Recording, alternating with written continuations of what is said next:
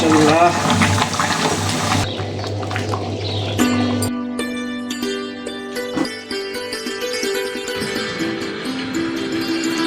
আজ বৃহস্পতিবার, একটা সময় বৃহস্পতিবার হাফ স্কুল হতো আর এখন তো ফুলই হয়ে যায়। বাচ্চাদের স্কুলের কথা থেকে মনে পড়লো একটি কথা।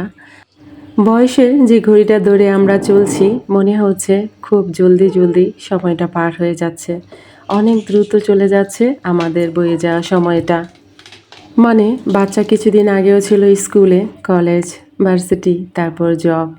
মানে মনে হচ্ছে খুব দ্রুত সময়গুলো চলে গেল। খিচুড়ি রান্না করছি, তবে দেখে মনে হচ্ছে খিচুড়ির মধ্যে সবজি দিয়েছি না সবজির মধ্যে খিচুড়ি দিয়েছি, আমি টোটাল কনফিউজড।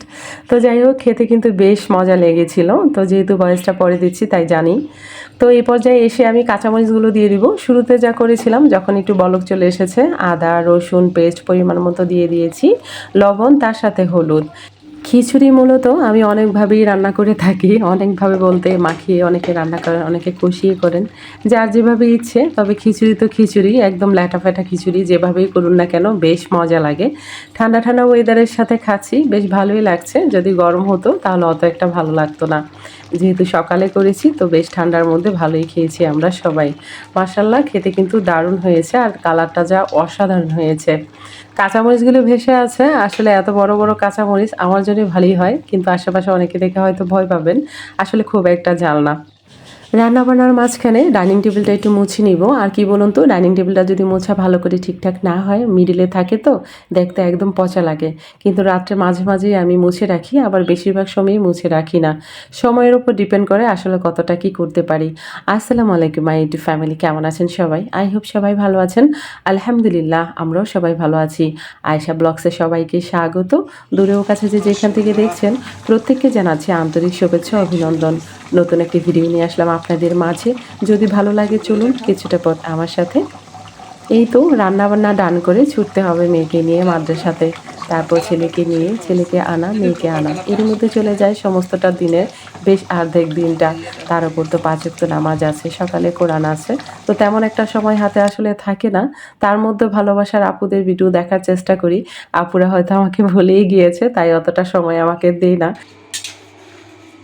আমি তো আর দেখছি না কারা কারা আমাকে দেখছেন, মানে আমার ভিডিওস দেখছেন। ভিডিওর কোনো অংশ যদি ভালো লাগে, আপনাদের মন ছুঁয়ে যায়, আমার কথায় বা আমার কোনো কাজের কোনো দৃশ্য আপনাদের মন ছুঁয়ে যায়, চোখ জুড়িয়ে যায়, তাহলে ডেফিনেটলি আমাকে সাবস্ক্রাইব করে, মানে আমার চ্যানেলকে সাবস্ক্রাইব করে আমার পাশে থাকতে পারেন। আর যারা অলরেডি এই কাজটি করেছেন, অসংখ্য ধন্যবাদ। মন থেকে দোয়া ও ভালোবাসা। খুব একটা গুছিয়ে গাছিয়ে আসলে কাজ আমার করা সম্ভব হয় না। এই তো কাজ করছি, পাশাপাশি রান্না, পাশাপাশি মোছা, এই ধরনের। অনেক আপুরা সুন্দর করে কাটাকাটি করে সামনে একদম সাজিয়ে গুছিয়ে তারপর রান্না করতে বসেন। অনেকটাই অর্গানাইজ থাকে, তারপরে সে ওই জায়গায় রান্না করেন কিভাবে আমি জানি না। আমার দ্বারা আসলে হয় না। যেহেতু বাচ্চা কাচ্চার ঘর সবারই থাকে তাই অবশ্য, কিন্তু আমার যেহেতু 4টি বাচ্চার ঘর, আসলে আমি একদিকে গুছিয়ে রাখি, অন্যদিকে অগোছানো হয়ে যায়। তাই মূলত সেভাবে ভিডিওসগুলো আমি দিতে পারি না, যতটা না মনের মতো আমি দিতে চাই।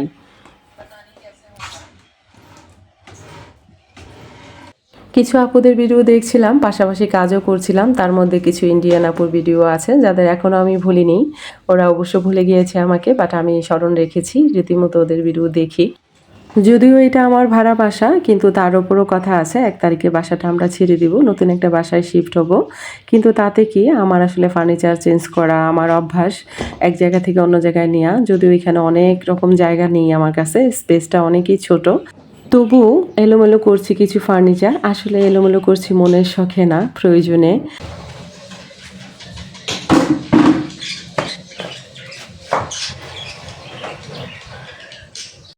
মাইশামণি যখন মাদ্রাসাতে যায় ও রেডি হয়, আর আমার যেহেতু ড্রেসিং টেবিল এখানে নেই, তাই মূলত বেসিংয়ের সামনে যে জায়গাটা, সেই জায়গাটায় রাখবো সুর একটা, তাতে একটুখানি জায়গা বের হবে।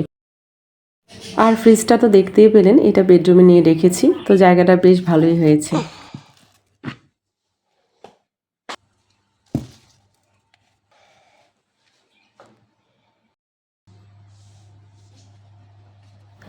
আশেপাশে যেহেতু কনস্ট্রাকশনের কাজ হয়, এই পরিমাণ ধুলা হয় কি বলবো। তো যেহেতু গাছগুলো বারান্দাতে ছিল, আর বারান্দাতে প্রায় সময় রৌদ্র খাওয়াই, মাঝে মাঝে ঘরেও সাজিয়ে রাখি, আবার মাঝে মাঝে বারান্দায়। এইভাবেই চলে আমার গাছের সাথে অত্যাচার।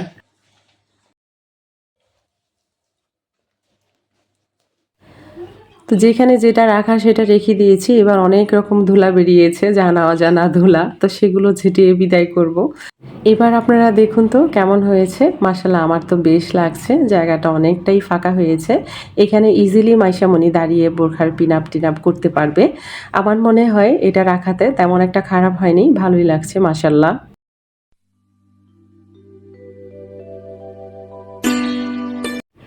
বাঙালির একটি প্রবাদ আছে, চোর গেলে বুদ্ধি হয়। তো আমাদের বুদ্ধি তখনই হলো যখন আমরা বাসাটা ছেড়ে দিব। তো যাই হোক, কিছু করার নেই। যখন যেভাবে আছি আলহামদুলিল্লাহ, আল্লাহর কাছে অনেক শুকরিয়া।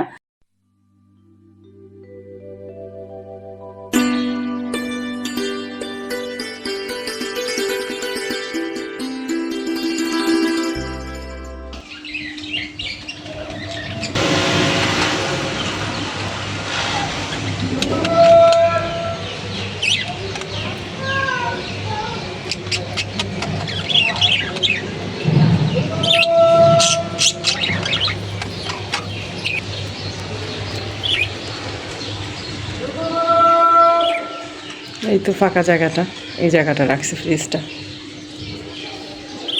এটা যেহেতু বেশি একটা ব্যবহার হয় না, ডিপটা অত লাগে না, ব্ল্যাকটাই আসলে বেশি ব্যবহার হয়।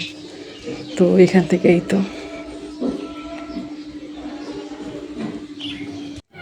খুব দ্রুত যদি শরীরের ওজনটা বাড়াতে চান তাহলে এই ড্রিঙ্কসটা আপনারা খেতে পারেন, সহজেই কাজ হবে আশা করি। এখন অনেক আপুরা হয়তো ভাবছেন আপু তো সবসময় ডায়েট করে চলে, আজকে কেন ওজন বাড়ানোর কথা বলছে। হ্যাঁ আপুরা, আমি তো ঘরের অন্যান্য কাউকে কিছু খাওয়াই না, যা খাবার আছে সব একা খেয়ে নেই।